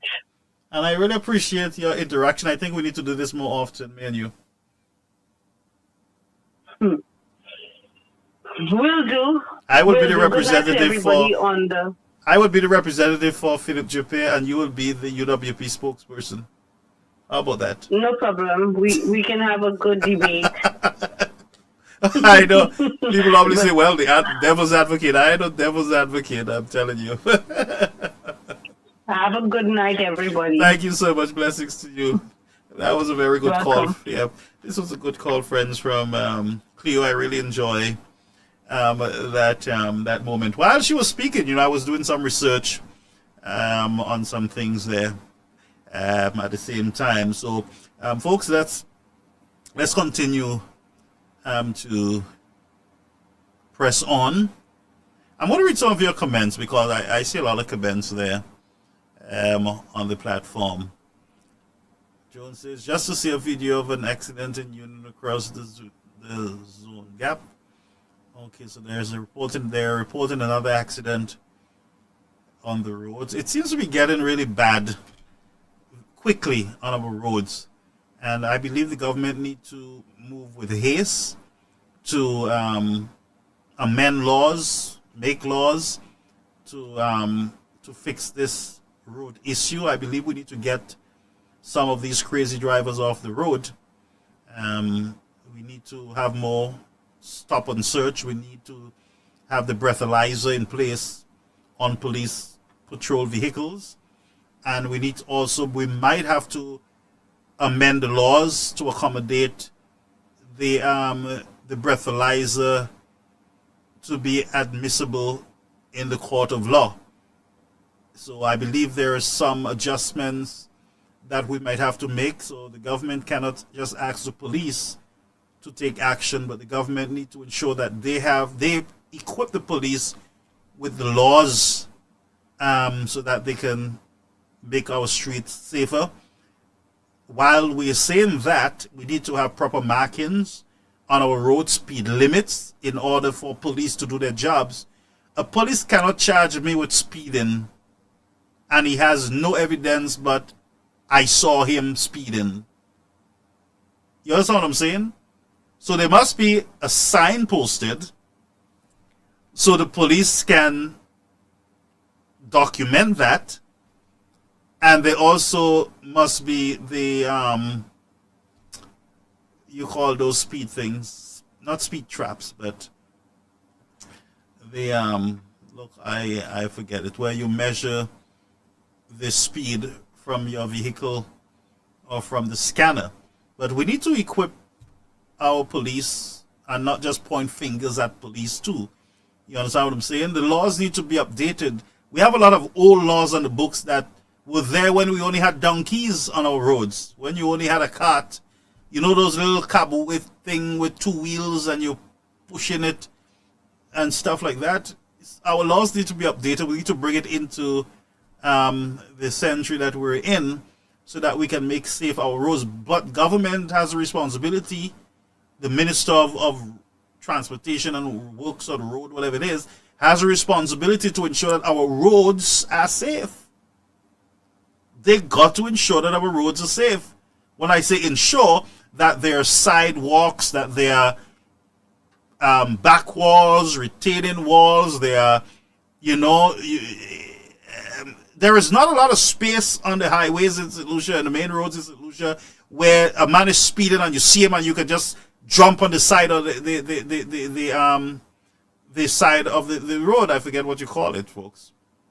You can pull aside off the main road. There is no pull over, as far as I'm concerned.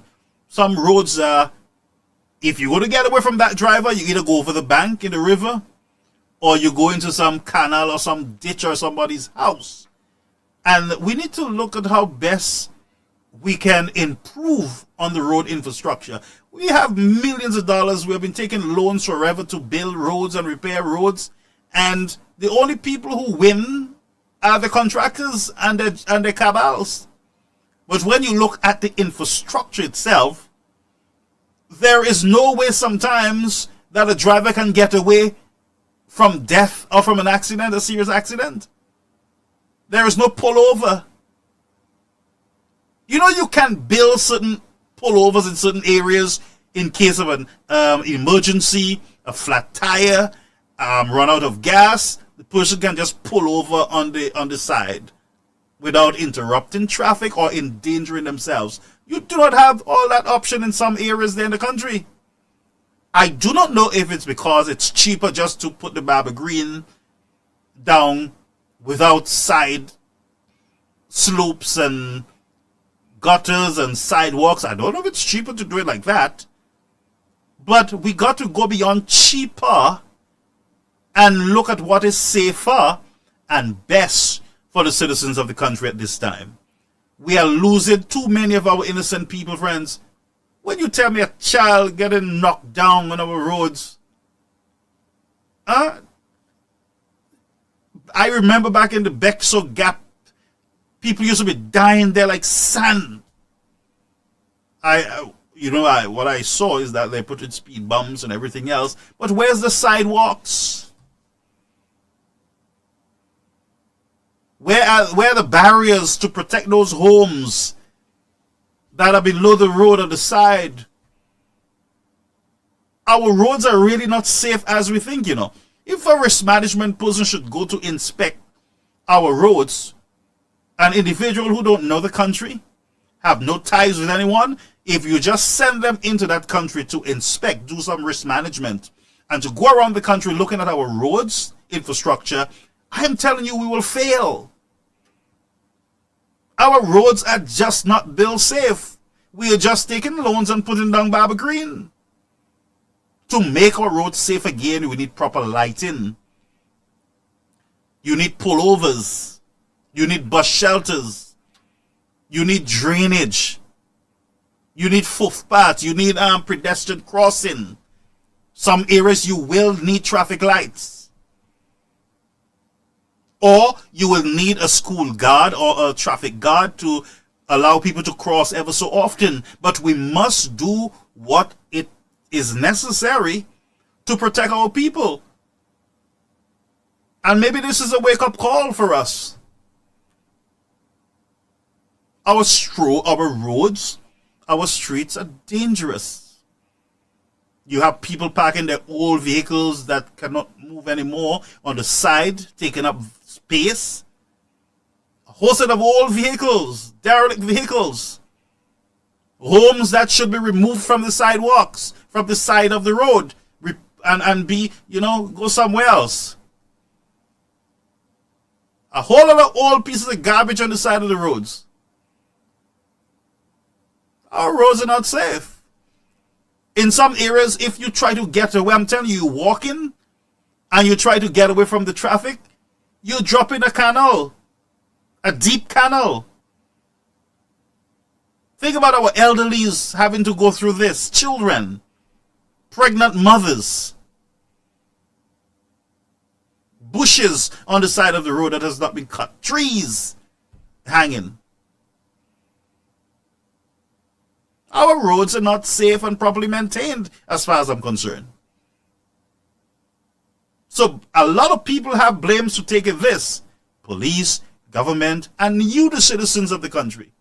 Because some of you are very much aware of your own children coming home drunk.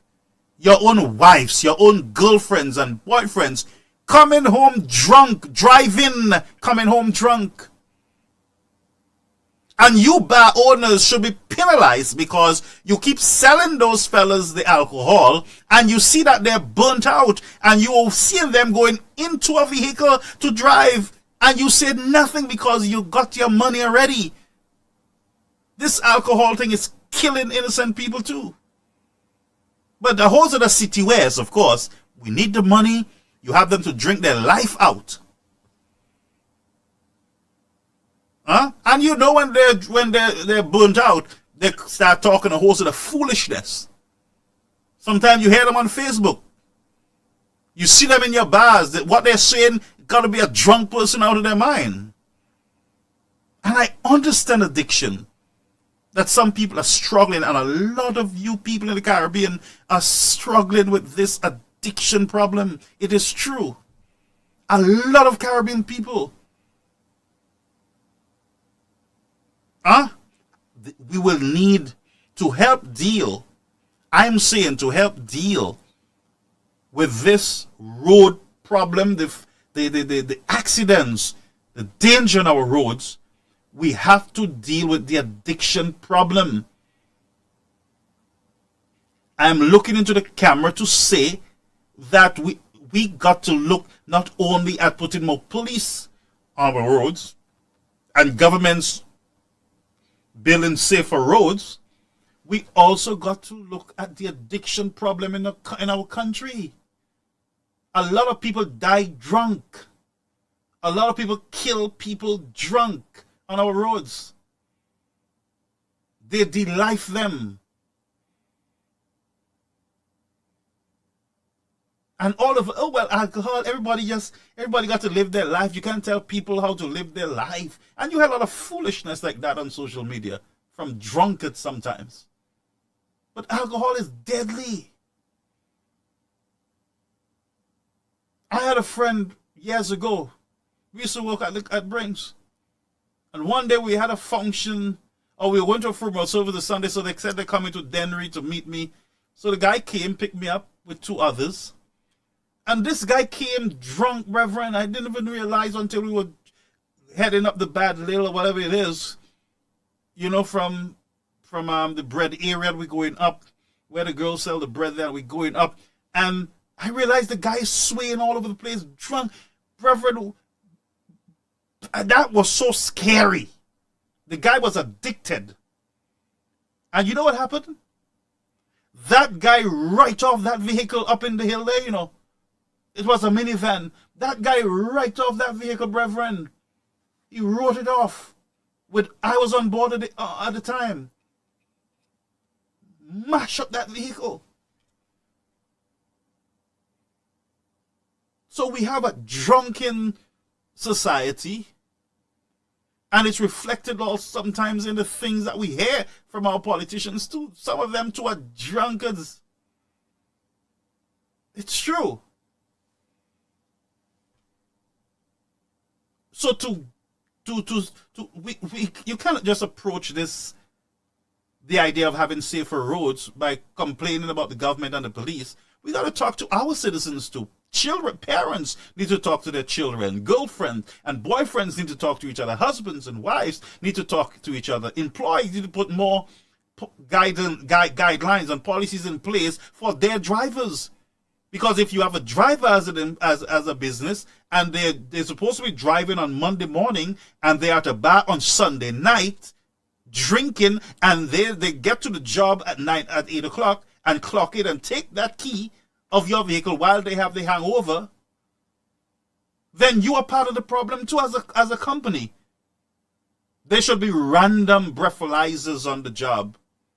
Especially, and again, it has to do with government and the commercial industry, on business. When it comes to commercial drivers, what are the policies with employees, with the businesses and their workers who are driving those vehicles? Are they coming in sick with hangovers? Are they coming in partly drunk, partly sober? Are you allowing them to still drive on the roads? So we can be pointing fingers in all directions here, friends. But each of us have someone who drives behind, who drives on the road. Each of us can have a conversation with them. You know each other's addiction, and that's a fact. You know those who can't see a bottle and stay away from it. It's an addiction. So let us help. All of us need to come together to help, to have safer roads. But our government has a big role to play in safer roads. They got to build the safer roads. They got to get the signage and everything necessary. And then we continue the awareness by speaking to businesses, to our family members. Encourage. Not even moderation. You can't talk about moderation with an addicted person. You understand me? There's a whole lot of work we got to do. And I believe by the grace of God that it can be achieved. But we got to be real with the problem. We can't beat around the problem. We got to deal with it head on. This is the problem. And together, we'll have the hard conversation. But together, we can achieve, because there is nothing too big that we cannot do as a nation or as a region when we put our heads together in dealing with these issues. Dominica has the same problem. St. Vincent, I believe, has the most reckless drivers in the world. Guyana, same. Trinidad, name it. Barbados, whole lot of recklessness on our roads. And we got to deal with it. And we got to deal with it now for the sake of our children, our elderlies, those innocent people who are broke up and mashed up in the hospital right now because of what? A careless driver, a drunken driver. Where he got the alcohol? At a shop next to the road. The shop next to the road take the money, see the guy over drunk, still sell to him. Instead of stopping at some point, then he goes out, kill someone, break somebody's foot, mash up somebody's house, or damage somebody's business. And guess what? You got your money. You got your money, right? Yeah, and you feel good that you have your money. But there are families who are in tears because of that blood money. Alcohol is a dangerous poison in our nation. And I see even women who are hooked on it. Women, my friends, who is ending their lives with this nasty substance called alcohol. Strong drink is raging, and he, my friends, who is deceived by it is not wise. Huh?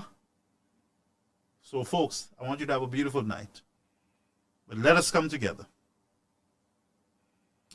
Let's come together and try to help with the safety of our roads. I also want to say to you that I believe that the government of St. Lucia should put heavy taxes on alcohol and cigarette. If you want money to run your country or money for the next election, take it out from the alcohol. You can never go wrong. Trust me, Mr. Prime Minister. Yeah? Trust me. High taxes on alcohol and cigarette. If you do that, I'll vote for you. Folks, have a beautiful night. It was good to be here with you. You know? What we have is a drunken nation. That's all I can say. Yeah. Blessings, blessings, blessings. Lady Francis, leave me alone. Don't worry about that.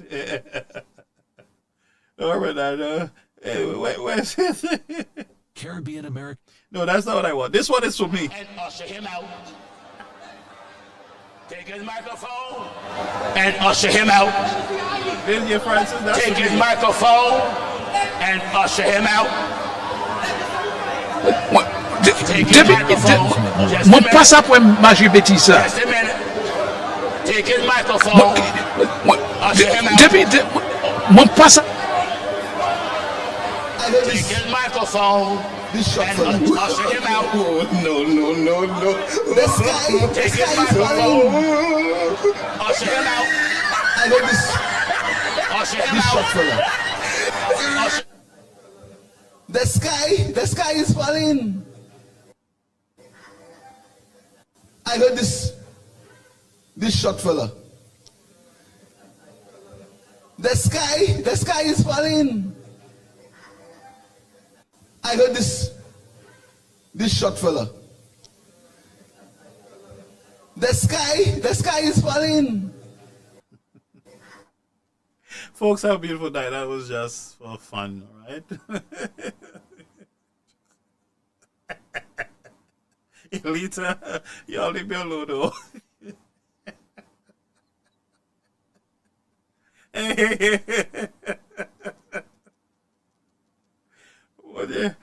I was about to trouble alley. Goodbye. So long. Bye-bye, folks. Have a beautiful night. Remember to pray before you you go to bed.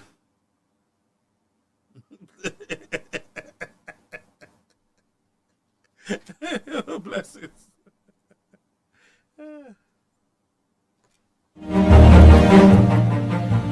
I heard this shot fella. The sky is falling. Truths, I apologize. Very simple. Truths, I apologize. Very simple. This shot fella.